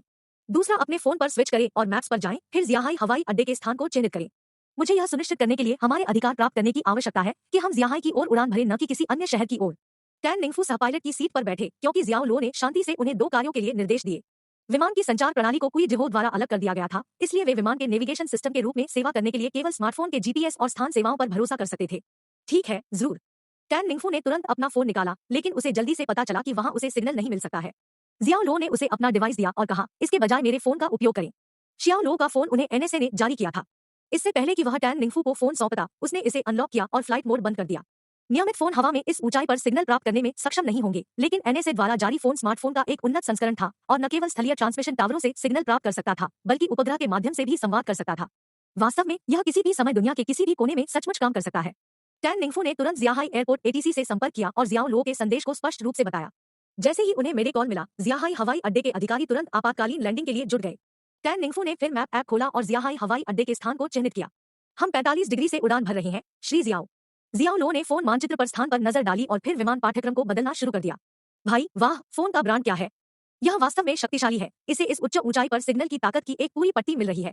वांग यांजू कॉकपिट के दरवाजे पर बाहर खड़े थे और फोन से काफी प्रभावित थे। उन्होंने सोचा था कि फोन सिग्नल जमीन पर मोबाइल बेस स्टेशनों द्वारा समर्थित था। एक बेस स्टेशन का सामान्य कवरेज लगभग 5000 मीटर था और उन्होंने सोचा कि जियाओ लो के फोन के लिए हवा में 9000 मीटर ऊपर सिग्नल प्राप्त करना कैसे संभव था। नहीं, पाउंड इन।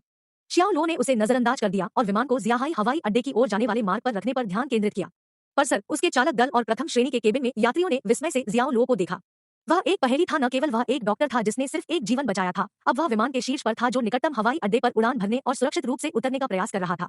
यहाँ तक कि उनका फोन भी हर किसी से अलग था, इतनी ऊंचाई पर सिग्नल प्राप्त करने में सक्षम था। उसके बारे में सब कुछ बताता है कि यह आदमी असाधारण था। अब फ्यूचर द्वारा विज्ञापन। देखें कि आपके ब्राउजिंग इतिहास के आधार पर हमारे पास कौन सी वैयक्तिकृत सामग्री है। देखें कि आपके ब्राउजिंग इतिहास के आधार पर हमारे पास कौन सी वैयक्तिकृत सामग्री है। Discovery feed. श्री जियाओ, क्या मैं आपसे एक सवाल पूछ सकता हूँ? टैन निंगफू अब अपनी जिज्ञासा को रोक नहीं सका। हाँ, जरूर। जियाओ लो अब बहुत अधिक आराम कर रहा था क्योंकि उसने आवश्यक समायोजन किए थे और विमान को ज़ियाहाई हवाई अड्डे के रास्ते पर रखा था। वे किसी भी दुर्घटना को छोड़कर अपने गंतव्य के केवल 40 मिनट के भीतर थे। तुमने विमान उड़ाना कहाँ से सीखा? टैन निंगफू ने पूछा। जियाओ लो ने एक यादृच्छिक बहाना सोचा। किताबें पढ़कर। क्या? तो आपने कभी असली विमान नहीं उड़ाया है? टैन निंगफू हैरान था। नहीं, मैंने नहीं किया। जियाओ लो ने सिर हिलाया और वह ईमानदार हो रहा था क्योंकि यह वास्तव में एक विमान में उसका पहला मौका था। श्री जियो लो, आप अविश्वसनीय है। आपने अपनी पहली कोशिश में इतना अच्छा काम किया है। टैन निंगफू एक आशावादी था और वह केवल जियो लो की ताकत देख सकता था। अगर उस सीट पर कोई अन्य व्यक्ति बैठा होता तो वे निस्संदेह चिंतित होते। यहाँ तक कि पहली बार वाहन चलाने वाले ड्राइवर भी कार चलाने से घबराते हैं। इससे ज्यादा और क्या हो सकता है कि एक विमान उड़ाने वाला पूरी तरह से धोखेबाज हो। अगर यह बात यात्रियों को बता दी गई होती तो जो लोग अभी शांत हुए थे वे एक बार फिर घबराने लगते। पर्सन ने यात्रियों को शांत करने और आराम देने के लिए अपने हिस्से का काम किया। यात्रियों को आपातकालीन निकासी अभ्यास के बारे में जानकारी देने के बाद हर कोई जानता था कि वे ज़ियाहाई हवाई अड्डे के लिए जा रहे थे और तब तक उन्हें व्यस्त रखने के लिए उसने और उसके चालक दल ने गायन सत्र भी आयोजित किए थे। इसने निश्चित रूप से सभी को आराम से रखने में मदद की और उन्हें बहुत चिंतित होने से रोका। कुछ ही समय पहले कुई जिहो फिर से कयामत के संदेश चिल्ला रहा था। मूर्ख मत बनो, वह आदमी कभी भी आपका उद्धार करता नहीं होगा। ऐसा कोई तरीका नहीं है कि विमान सुरक्षा कर सकता है, चाहे वह कुछ भी करे। आप सभी को अपनी सीटों पर अपने जीवन के अंत को गले लगाना चाहिए। कहने की जरूरत नहीं है, वह अपनी पत्नी और बेटे दोनों की हत्या के तनाव और काम पर अपनी समस्याओं से पागलपन से प्रेरित था। वह इस घृणित दुनिया से अपना बदला लेना चाहता था और उसने केवल मौत के अलावा कुछ नहीं मांगा। एक मानसिक सुरक्षा अधिकारी उसके शब्दों से उत्तेजित हो गया और उसे कुछ मुक्कों से मारा जब तक कि कुई जिहो बाहर नहीं निकल गया और उसका चिल्लाना अचानक बंद हो गया। कुई जिहो के निराशाजनक शब्दों के परिणामस्वरूप यात्री फिर से उत्तेजित हो गए क्योंकि इससे उन्हें एहसास हुआ कि वे जल्द ही आपातकालीन लैंडिंग करने वाले थे। अंतिम दृष्टिकोण और लैंडिंग महत्वपूर्ण थे और यहाँ किसी भी त्रुटि का मतलब निश्चित मृत्यु होगी। 40 मिनट लंबा समय नहीं था, जल्द ही विमान कम ऊंचाई पर उतर रहा होगा और वे ज़ियाहाई हवाई अड्डे के पास पहुंच जाएंगे। हर कोई सीधा बैठा था और किसी ने भी आवाज लगाने की हिम्मत नहीं की। माँ, क्या हम सुरक्षित रूप से उतरेंगे?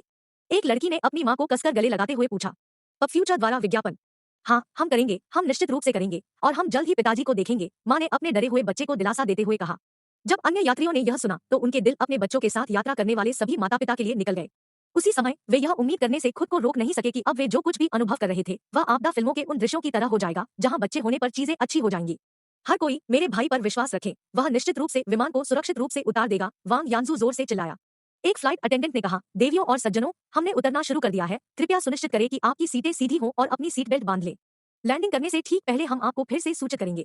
कृपया विश्वास करें कि भगवान हमारे साथ है और श्री जियाओ में विश्वास रखें। हम निश्चित रूप से ज़ियाहाई हवाई अड्डे पर सुरक्षित रूप से उतरेंगे। यह सही है, हम ठीक हो जाएंगे। किसी भविष्यवक्ता ने मुझसे कहा कि मैं 100 साल की उम्र तक जीवित रहूंगा, इसलिए मैं संभवतः इतनी कम उम्र में गुजर नहीं सकता। 50 के दशक में एक मध्यम आयु वर्ग के व्यक्ति ने सभी को खुश करने के लिए जोर से कहा।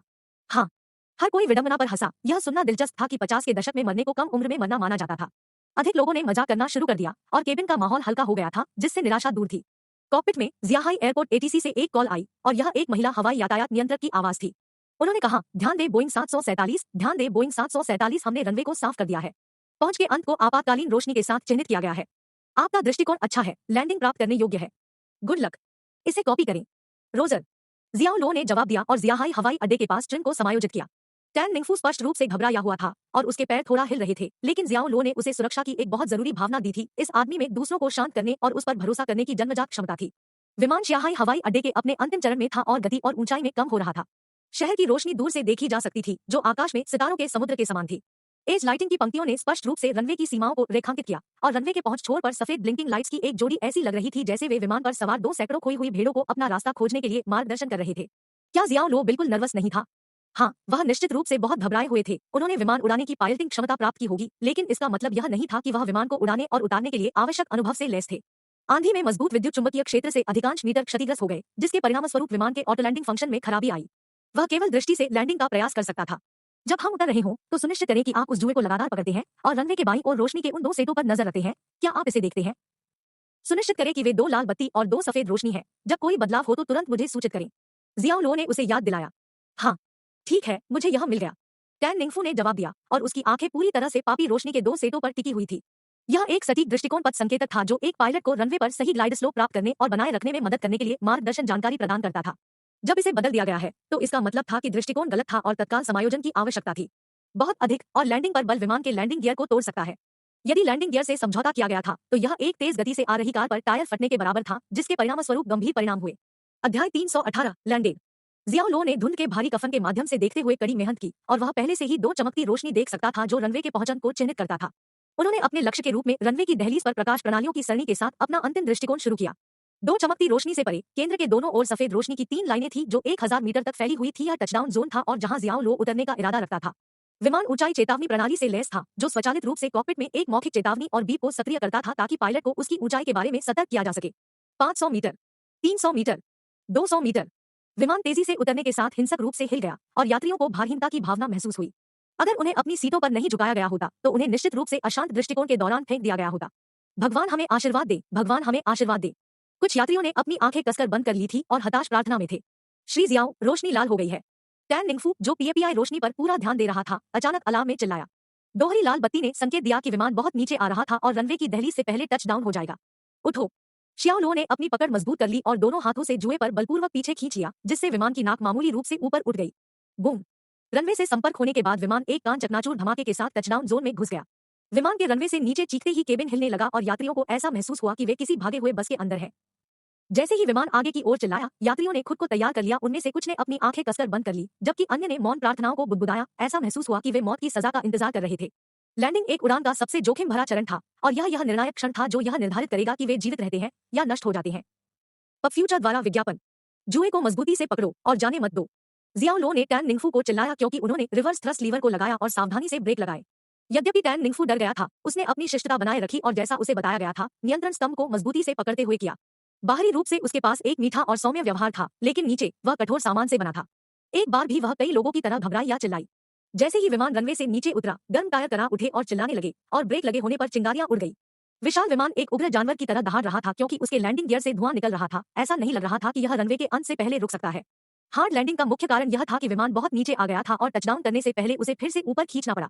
चूंकि इसके मुख्य लैंडिंग गियर रनवे पर भारी रूप से गिरे, इसलिए इसे सीधे रास्ते पर लुढ़कने के लिए अधिक प्रयास करना पड़ा, जिससे विमान हिल गया और हिंसक रूप से हिल गया। फिर भी उपकरणों के बिना रात की लैंडिंग करने और पूरी तरह से दृष्टि और धारणा पर भरोसा करने का यह एक असाधारण प्रयास था। शियाओ लो ने रनवे के बीच में विशाल विमान को रखने के लिए हर संभव प्रयास किया। केबिन से यात्रियों की घबराई हुई चीखें गूंज रही थी और शियाओ लो अपने डर की कल्पना कर सकते थे क्योंकि वे मौत को चेहरे पर देख रहे थे। अब वह बस इतना ही कर सकता था कि वह रनवे पर अपनी नजर लगाए रखे। लैंडिंग रोल में मुश्किल से 1 मिनट था, लेकिन यह पहले से ही विमान में सभी के लिए एक शतक की तरह महसूस हुआ। अचानक झटके और गड़गड़ाहट बंद हो गई और इंजनों की दहाड़ शांत हो गई।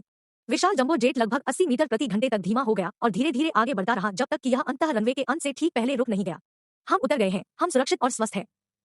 यात्रियों को खुशी और अविश्वास से भर दिया गया था। उनमें से हर एक आंसू में रो रहा था और अपने उद्धार के लिए धन्यवाद की प्रार्थना कर रहा था, क्योंकि उन्होंने नरक की यात्रा की थी और वापस आ गए थे। जैसे ही उन्होंने खिड़कियों से बाहर देखा, उन्होंने देखा कि दमकल की गाड़ियां और हवाई अड्डे के बचाव दल तत्काल वहां पहुंच रहे हैं। हम जमीन पर वापस आ गए हैं।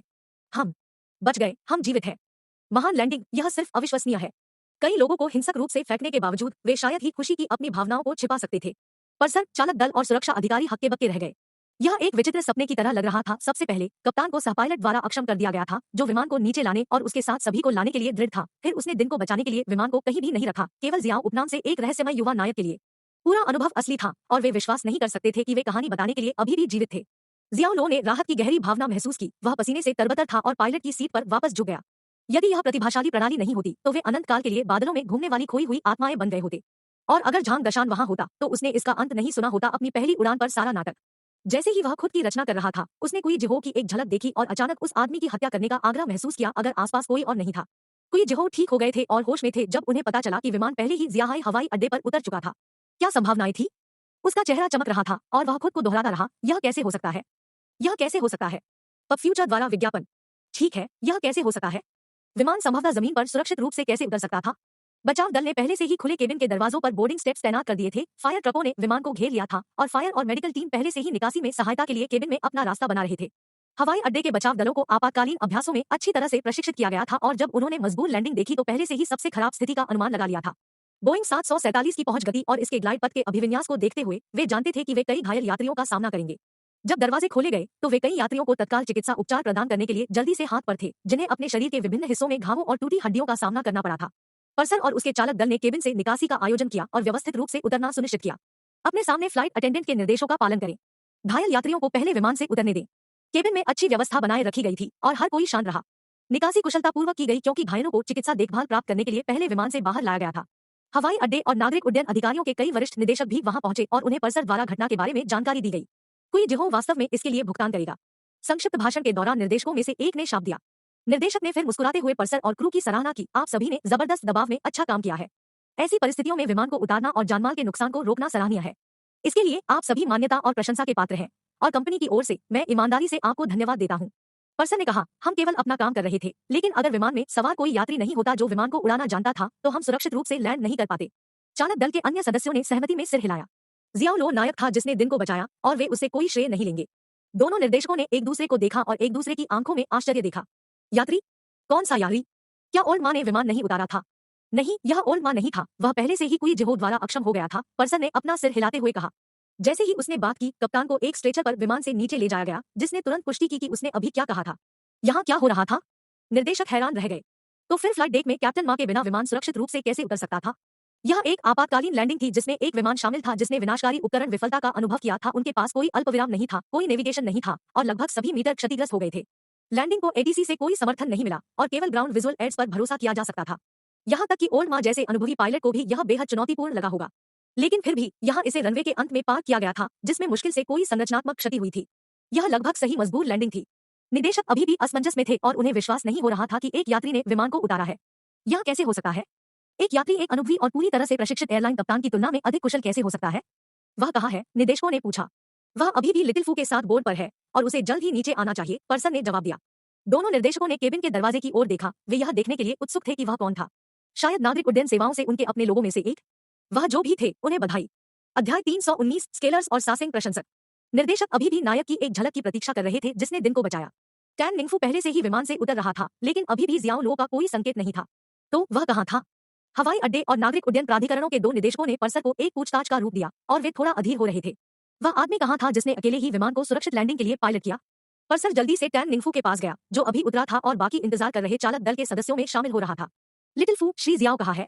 क्या वह अभी तक नहीं उतरा है? टैन निंगफू ने आश्चर्य से पलक झपकाते हुए जवाब दिया।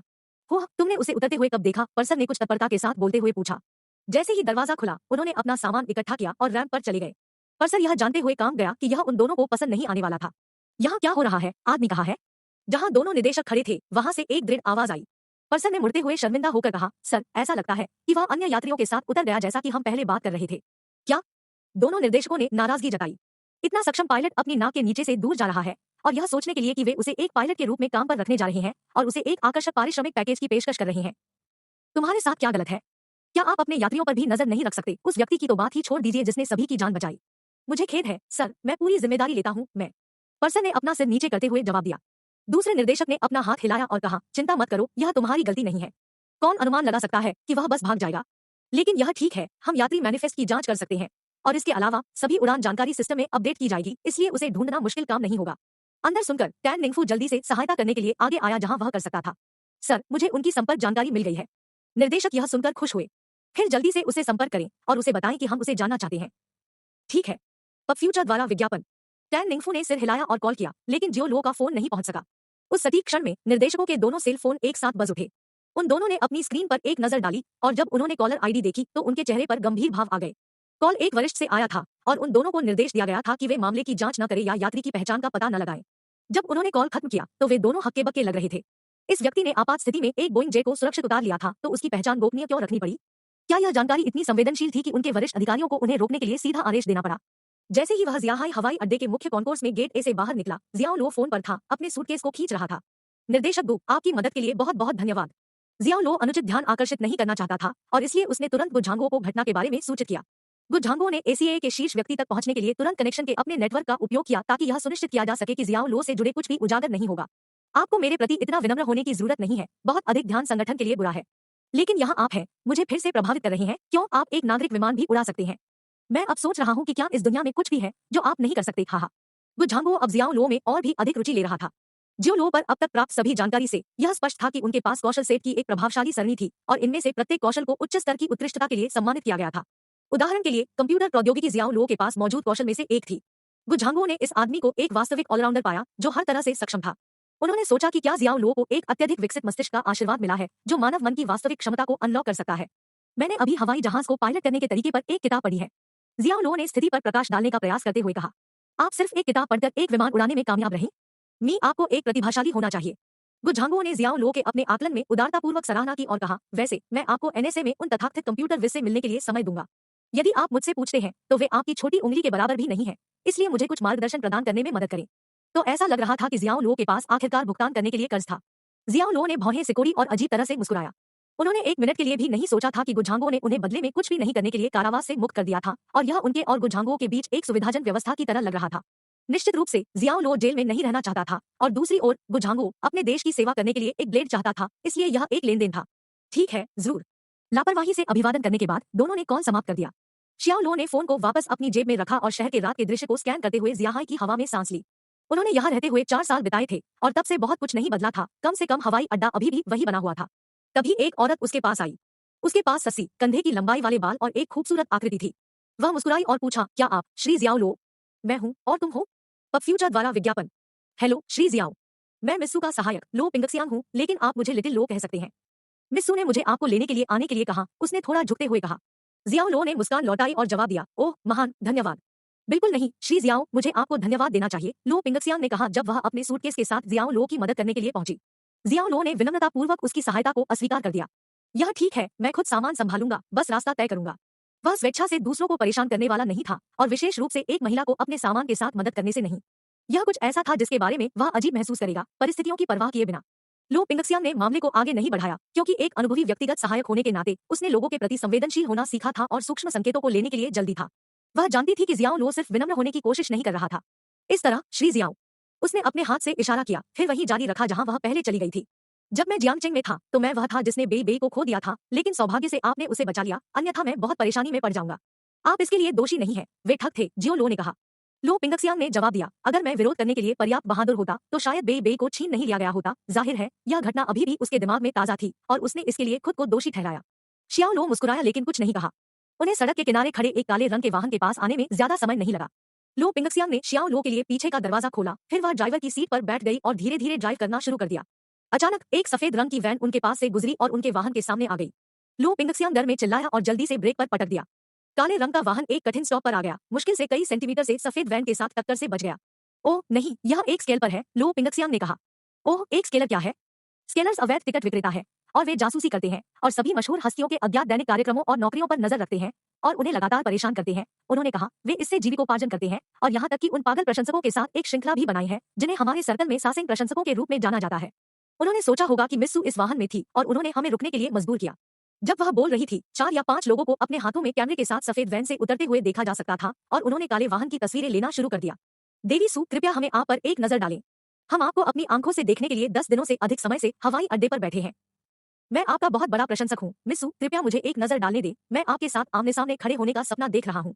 छोटी भीड़ ने वाहन को घेर लिया और खिड़कियों पर थपथपाते रहे, अपनी मूर्ति के लिए चिल्लाते रहे। अध्याय 320 क्रिसेंट बे।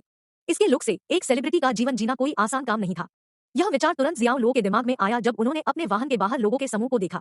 एक सेलिब्रिटी को लगातार कट्टर प्रशंसकों और पैपराजी द्वारा पूंछ किए जाने से सावधान रहना पड़ता था क्योंकि उनके जीवन पर लगातार ध्यान दिया जा रहा था। एक सेलिब्रिटी होना कठिन था और जियाओ लो ने सोचा कि क्या उन्होंने कभी एक साधारण व्यक्ति के जीवन को याद किया है। लो पिंगक्सियांग ने कार की खिड़की को थोड़ा नीचे गिरा दिया और कार के बाहर भीड़ को देखकर चिल्लाया, आप सभी गलत हैं, यह मिस्सू की कार नहीं है। इसके बाद वह कार को पीछे हटने के लिए रिवर्स गियर में डालने के लिए आगे बढ़ी और फिर उन्हें रोकने वाली सफेद वैन के चारों ओर जाने की कोशिश की। लेकिन उसने स्केलर्स और कट्टर सासिंग प्रशंसकों के इस समूह को पूरी तरह से कम आंका था। यह देखते हुए कि काले रंग का वाहन सफेद वैन के चारों ओर बातचीत करने वाला था, कुछ लोग उसके पीछे हो गए और लो पिंगक्सियांग को पीछे हटने से रोक दिया। भीड़ चारों ओर घूम रही थी और अपनी हथेलियों से खिड़कियों पर दस्तक दे रही थी, सूली के प्रकट होने के लिए चिल्ला रही थी। ओ प्रिय, हम इसके लिए तैयार हैं, वे हमें जाने नहीं देंगे। लो पिंगक्सियांग चिंता से जूझ रहा था और वह जल्दी से पुलिस को कॉल करने के लिए अपने सेल फोन के लिए पहुंच गई। स्थिति नियंत्रण से बाहर हो रही थी क्योंकि ये पागल प्रशंसक अपनी सुरक्षा के लिए पूरी तरह से उपेक्षा के साथ काम कर रहे थे और उसे भागने से रोक रहे थे। और चीजें बदतर होने लगी क्योंकि एक बड़ा आदमी अब हथौड़ा पकड़े हुए उनके वाहन के पास आ रहा था। देवी सू, कृपया मुझे आप पर एक नजर डालने दें। जैसे ही वह अपनी मूर्ति के लिए चिल्लाया, उसने हथौड़े के जंगली स्विंग के साथ एक खिड़की को तोड़ने की कोशिश की। यह पागल सासिंग प्रशंसक उसकी एक झलक पाने के साथ भस्म हो गया था और अपने लक्ष्य को प्राप्त करने के लिए कुछ भी नहीं रोकता था। आहा! लो पिंगक्सियांग चिल्लाई और कांप रही थी क्योंकि वह पुलिस को फोन करने के लिए कॉल करने के लिए संघर्ष कर रही थी। वह स्पष्ट रूप से भयभीत थी क्योंकि यह पहली बार था जब उसने इस तरह के एक कट्टर सासिंग प्रशंसक का सामना किया था और यह लगभग एक डाकू के साथ मुठभेड़ के रूप में भयानक लग रहा था। अचानक जियाओ लो ने पीछे के स्लाइडिंग दरवाजे को खोला और इससे पहले कि कोई जानता कि क्या हो रहा था, एक प्रेत जैसी आकृति काले रंग की वैन से बाहर निकल गई थी और एक फ्लैश में हथौड़ा पकड़े हुए आदमी को अक्षम कर दिया। चाकू से हाथ काटने का एक बुरा टुकड़ा उसकी गर्दन के किनारे से जोर से टकराया और वह आदमी जमीन पर गिर गया, बिना कोई आवाज किए बाहर निकल गया। उस आदमी को भेजने के बाद जियाओ लो बिजली की तरह तेजी से 2 अन्य लोगों के पीछे चला गया और जल्दी से उन्हें एक और अच्छी तरह से लक्षित वार के साथ नीचे गिरा दिया। पीछे से अवरोध पैदा करने वाले आखिरी व्यक्ति की दृष्टि बाधित हो गई थी और उसने जो कुछ भी सुना वह दरवाजा खोल रहा था और वाहन के दूसरी तरफ से आ रहा था। और जब उसने एक नजर डालने के लिए वैन के पीछे से कदम रखा तो उसने केवल अपने चेहरे पर एक शातिर मुट्ठी उड़ते हुए देखा। जियाओ लो ने उसे ठोड़ी पर सीधे मुक्का मारा और जैसे ही उसकी आंखें थोड़ी सी पार हो गई, उसने अपने शरीर का सारा नियंत्रण खो दिया और जमीन पर गिर गया। काम पूरा होने के साथ जियाओ लो तुरंत वाहन में वापस आ गया और दरवाजा बंद कर दिया। अब फ्यूचर द्वारा विज्ञापन। पूरी कार्रवाई में 10 सेकंड से अधिक समय नहीं लगा। लो पिंगक्सियांग का जबड़ा गिर गया, उसने जो देखा उससे दंग रह गया और उसने यह भी ध्यान नहीं दिया था कि उसका फोन उसके हाथ से फिसल गया था। उसने अपना सिर घुमाया और जियाओ लो को देखा। उसने ठीक से नहीं देखा कि यह सब कैसे हुआ, लेकिन वह जानती थी कि पलक झपकते ही सभी 4 पुरुषों को नीचे ले जाया गया था। हमें अब जाने में सक्षम होना चाहिए, मुझे लगता है। लो पिंगक्सियांग ने अपना सिर हिलाया और खुद को एक मुर्गी की तरह चावल पर चोंच मारने की तरह दोहराया। ठीक है, हम जा सकते हैं, हम जा सकते हैं। उसने जल्दी से वाहन को थोड़ा उलट दिया, फिर उसके सामने सफेद वैन के चारों ओर ड्राइव किया और वे आखिरकार अपने रास्ते पर थे। वह अभी भी सदमे की स्थिति में थी और वह समय समय पर अपने रियरव्यू मिरर से जियाओ लो को देखती रही। वास्तव में यह आदमी कौन था जिसे वह केवल श्री जियाओ के रूप में जानती थी? यह कैसे था कि उनकी मार्शल आर्ट तकनीक इतनी असाधारण थी? श्री जियाओ, आपने पहले मार्शल आर्ट का अभ्यास किया होगा, आप अविश्वसनीय है। OV.LD1N। जियाओ लो हंसे, हाँ, मेरे पास है। वह वास्तव में नहीं जानता था कि और क्या कहना है। किसी को भी यह पता लगाने से रोकने के लिए कि जीनियस सिस्टम उसके साथ एक हो गया था, उसे लगातार सफेद झूठ बनाना पड़ा। कोई आश्चर्य नहीं कि आप लड़ने में इतने अच्छे हैं, आपने एक ही बार में स्केलर्स और सासिंग प्रशंसकों को हरा दिया। आपके साथ उसकी तरफ से मेरी बहन की सुरक्षा की गारंटी दी जा सकती है, लो पिंगक्सियांग ने कहा। उसकी बहन? वह शायद सूली का जिक्र कर रही थी। जियाओ लो ने मन ही मन सोचा, फिर उसने अपना सिर हिलाया और कहा, आप गलत हैं, मैं यहाँ उनका अंगरक्षक बनने के लिए नहीं हूँ। मुझे पता है कि आप यहाँ बेई बेई के लिए एक पिता के रूप में कार्य करने के लिए हैं, लो पिंगक्सियांग ने हंसते हुए कहा। जियाओ लो ने अपना जवाब पाने के बाद कुछ और नहीं कहा और बस अपनी सीट पर वापस बैठ गया और खुद को सहज बना लिया। उन्होंने गुजरने वाली सड़कों पर खिड़की से बाहर देखा और परिचित स्थलों को पहचान लिया, बस स्टॉप जहां वह बस का इंतजार करते थे, कराओके पार्लर जहां वह एक बार अपने सहपाठियों के साथ जाते थे, और मेट्रो स्टेशन जो वह नियमित रूप से उपयोग करते थे। जब वह विश्वविद्यालय में था तब से उसकी यादें उसके दिमाग में कौंध गई और उसने फिर कभी इस परिचित शहर में लौटने की उम्मीद नहीं की। पहला व्यक्ति जिसके बारे में उन्होंने सोचा था वह उनके पूर्व कक्षा अध्यक्ष गो किन्हे थे, लेकिन पिछले साल के अंत में कक्षा के पुनर्मिलन में जियाओ लो को उनके बारे में खराब धारणा थी, इसलिए उन्होंने गो किन्हे से संपर्क करने का इरादा नहीं किया। उनके पास कुछ भी सामान नहीं था और निश्चित रूप से अलग अलग रास्तों पर चलते थे, इसलिए यह सबसे अच्छा था कि उन्होंने अपनी दूरी बनाए रखी। आधे घंटे बाद काले रंग का वाहन क्रिसेंट बे होटल में पहुंचा। मिस सू यहाँ रहती है? जियाओ लो ने पूछा। लो पिंगक्सियांग ने सिर हिलाया। हाँ, यहाँ सुरक्षा शानदार है और होटल भी अपने ग्राहकों की गोपनीयता की रक्षा पर बहुत जोर देता है। सिस ने यहाँ अपना कॉन्डोमिनियम खरीदने के लिए लगभग 100 मिलियन खर्च किए। अब फ्यूचर द्वारा विज्ञापन। 100 मिलियन? जियाओ लो काफी प्रभावित थे और वह निस्संदेह एक सुपरस्टार की जीवन शैली को जीते थे। उन्होंने इंटरनेट पर कई लोगों को अक्सर अमीर और प्रसिद्ध से संबंधित शानदार आवास की तस्वीरें पोस्ट करते हुए देखा। उसे ऐसा लग रहा था कि ये हस्तियां होटल शैली के लग्जरी अपार्टमेंट में रहना पसंद करती हैं, इसलिए उन्हें सू ली के लिए ऐसी जगह पर रहना अजीब नहीं लगा। क्रिसेंट बे होटल प्रभावशाली था और इसके लेआउट और सजावट दोनों में शास्त्रीय यूरोपीय शैली की भव्यता थी। होटल के मैदान में प्रवेश करने पर कोई भी तुरंत इसकी वास्तुकला के पैमाने और लालित्य को महसूस कर सकता था। लो पिंगक्सियांग सीधे कार पार्क में चला गया और अपने निर्दिष्ट खाड़ी में पार्किंग के बाद वह जियाओ लो को एक लिफ्ट में ले आया, जिसे वे फिर 52वीं मंजिल पर ले गए। यहाँ हम हैं, यह वह जगह है जहाँ सिस रहता है। दरवाजे की घंटी बजाने के बाद विशाल महोगनी दरवाजा खुल गया और एप्रन पहने एक महिला ने उनका स्वागत किया। वह थोड़ी बूढ़ी लग रही थी, शायद 50 से 60 साल की। यह चाची ली है, वह नानी है।